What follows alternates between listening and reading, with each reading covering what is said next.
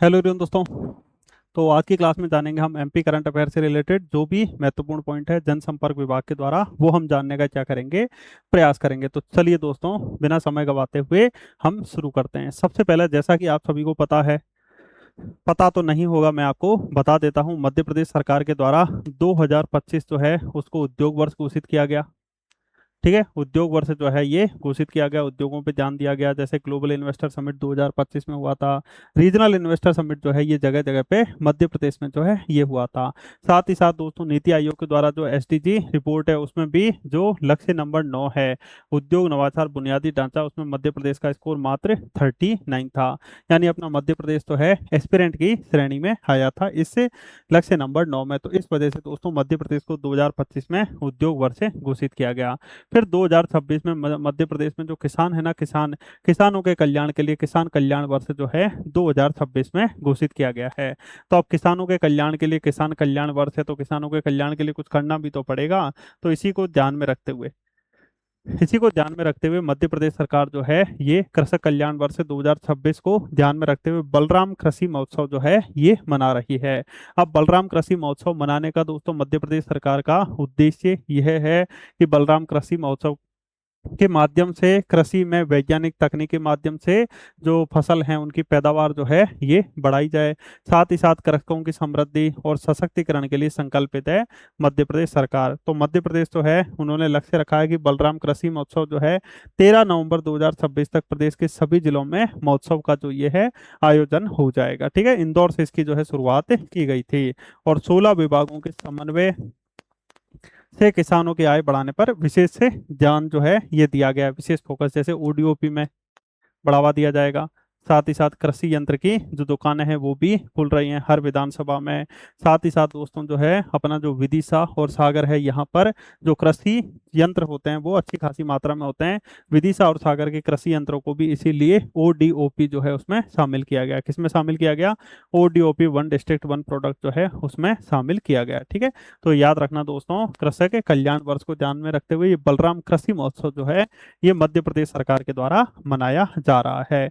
बलराम कृषि महोत्सव के बाद अपने मोहन यादव जी जो है मध्य प्रदेश का जो अपना 52वां जिला था ना, निवाड़ी जिला, जो 2018 में टीकमगढ़ से अलग होके बना था, उस 52वें जिले में अपने मोहन यादव जी गए थे और कह रहे हैं कि हम विधि और एमबीए कॉलेज जो है ये खोलेंगे। साथ ही साथ अपनी उपलब्धियां बताई कि हमने जो यूसीसी कानून है ये मध्य प्रदेश में लागू कर दिया है। ठीक है, तो ये निवाड़ी में आए थे अपने मोहन यादव जी और इन्होंने 3-3 फसलें ले सकेंगे किसान। यानी मोहन यादव जी ने कहा है जो अपनी केन बेतवा लिंक परियोजना है, केन बेतवा लिंक परियोजना के माध्यम से आपको इतना पानी मिलेगा कि आप साल भर में जो है ये 3-3 फसलें ले पाएंगे। ऐसा अपने मुख्यमंत्री मोहन यादव जी जो हैं ये यहाँ पर कह के गए हैं। कहाँ पर? निवाड़ी में हो जाएगा। ठीक है, ये कहाँ पे कह के गए हैं? निवाड़ी में कह के गए हैं। अब उसके बाद देखिए दोस्तों, साथ ही साथ अपने निवाड़ी में मोहन यादव जी ने और भी जो घोषणाएं हैं वो करी थी। जैसे अपना विधि कॉलेज और एमबीए कॉलेज, मुख्यमंत्री सुगम सहायता बस सेवा प्रारंभ की जाएगी,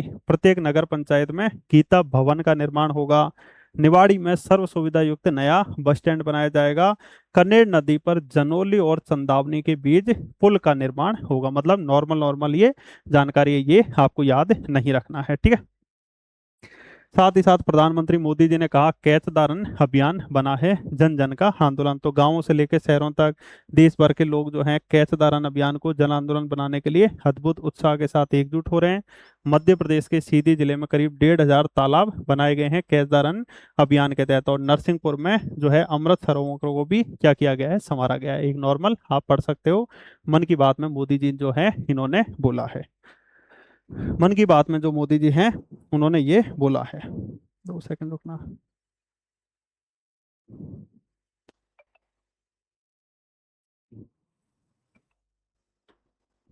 हाँ, अब साथ ही साथ अपने मध्य प्रदेश के मोहन यादव जी बिल्कुल मामा जी की तर्ज पर चल रहे हैं। जब भी कोई भी भारत सरकार के द्वारा जो योजना चालू की जाती है, जैसा कि आपने देखा होगा, नई राष्ट्रीय शिक्षा नीति 2020 लागू होते ही अपने उस समय के मुख्यमंत्री शिवराज सिंह चौहान ने क्या कह दिया? नई शिक्षा नीति हम मध्य प्रदेश में जितना जल्दी हो सके लागू करेंगे। इसी को ध्यान में रखते हुए मोहन यादव जी जो हैं वो भी इसी राह पे चल रहे हैं।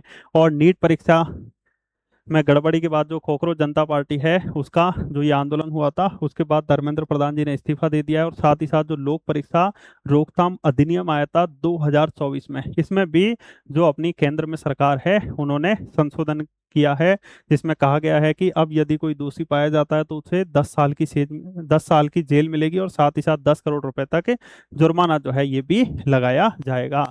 और साथ ही साथ अपने मोदी जी ने कहा है कि फास्ट ट्रैक कोर्ट बनाए जाएंगे। फास्ट ट्रैक कोर्ट जो है ये बनाए जाएंगे। फास्ट ट्रैक कोर्ट बनाने का उद्देश्य यह है कि जितना जल्दी हो सके डिसीजन आए। तो इसी को ध्यान में रखते हुए अपने जो मोहन यादव जी हैं, इन्होंने कहा है कि हम भी मध्य प्रदेश के 4 प्रमुख महानगर कौन कौन से, इंदौर, भोपाल, ग्वालियर और जबलपुर, तो इंदौर, भोपाल, ग्वालियर और जबलपुर जो है उसमें भी फास्ट ट्रैक का क्या करेंगे, निर्माण करेंगे। और जितना जल्दी हो सके दोस्तों 3 माह में होगी परीक्षा।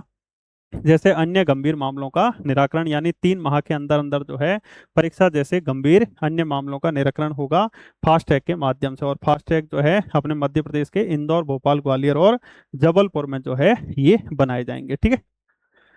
तो फास्ट ट्रैक की घोषणा के बाद एमपी सरकार ने 4 नए फास्ट ट्रैक जो है स्थापित करने का निर्णय लिया है। और युवाओं से जुड़े मामलों के त्वरित निराकरण के लिए भोपाल, इंदौर, ग्वालियर और जबलपुर में जो है ये फास्ट ट्रैक जो है ये निर्माण किए जाएंगे। ठीक है। उसके बाद खनिज क्षेत्र से भी मध्य प्रदेश के विकास को नई पहचान मिल रही है। हीरा उत्पादन के मामले में अपना मध्य प्रदेश तो है ये पहले स्थान पे है। हीरा जो अपना पन्ना का हीरा है ना, इसे ज्योग्राफिकल इंडिकेशन टैग यानी जीआई टैग जो है ये भी मिल चुका है। और साथ ही साथ आप सभी को ध्यान रखना है दोस्तों, जो पन्ना में हीरे की खदानें कौन कौन सी है, हिनौता हो जाएगी, मझगवां हो जाएगी, उथली हो जाएगी, रामखेरिया साइड भी हीरे हमें देखने को मिल जाएंगे। इसके अलावा छतरपुर साइड बक्सवा और अंगारा हीरे की खदानें हमें देखने को मिल जाएंगी। ठीक है। इसके अलावा खनिज संपदा से समृद्धि का नया अध्याय खुला है। स्टेट माइनिंग कॉन्क्लेव जो है इसमें 56,000 करोड़ रुपए से अधिक के निवेश जो है प्रस्ताव हमें प्राप्त हुए हैं। साथ ही साथ प्रमुख खनिजों के मामले में भी अपना मध्य प्रदेश अग्रणी राज्यों में शामिल होता है। जैसे हीरा, तांबा के मामले में मध्य प्रदेश का पहला स्थान है। मैग्नीज में पहला था परंतु अब जो है दूसरा स्थान पहुंच चुका है। चूना पत्थर में भी अच्छा खासा स्थान है। रॉक फॉस्फेट और डोलोमाइट भी अपने मध्य प्रदेश में जो है अच्छी खासी मात्रा में क्या होते हैं, ये खनिज होते हैं। ठीक है। हाँ, अब आइए जल गंगा संवर्धन अभियान एक नॉर्मल पढ़ लीजिए। जल गंगा संवर्धन अभियान जो है उसमें मध्य प्रदेश जो है, मध्य प्रदेश के जो किसान हितग्राही ये हैं इन्हें जो है फायदा हुआ है। ठीक है। साथ ही साथ लोकपट 2.0 ऐप आया है। ऐप एक सुविधाएं अनेक। इस एप्लीकेशन में आपको जैसे रूट प्लानर, टोल की जानकारी, ठीक है, अस्पतालों की जानकारी, पेट्रोल पंप वगैरह ये मिल जाएगी। ये इतना महत्वपूर्ण नहीं है। अब आइए पीएम स्वनिधि योजना से जो रेहड़ी पटरी है, इन विक्रेताओं को आय में बढ़ोतरी हुई, व्यापार लाभ 20% तक बढ़ा है। तो जिस समय अपने भारत में कोरोना था, 2020 का समय है, तो 2020 में प्रधानमंत्री मोदी जी के द्वारा प्रधानमंत्री स्वनिधि योजना जो है इसकी शुरुआत की गई थी। ठीक है। प्रधानमंत्री जो स्ट्रीट वेंडर वगैरह है ना, उनके लिए ये स्वनिधि योजना जो है इसकी शुरुआत की गई थी, जिसके माध्यम से जो है सभी पात्र जो स्ट्रीट वेंडर्स हैं उनको इस चीज़ का फायदा जो है मिल रहा है। ठीक है। तो ये कुछ प्रमुख अपडेट जो है ये आज की क्लास में आए थे जो मैंने आपको बताए। तो और साथ ही साथ आप कमेंट्स में यह बताइए कि यूसीसी बिल लागू करने वाला अपना मध्य प्रदेश जो है ये कौन से नंबर का राज्य जो है बन गया है। चलिए फिर हम मिलते हैं नेक्स्ट क्लास में। So thank you friends.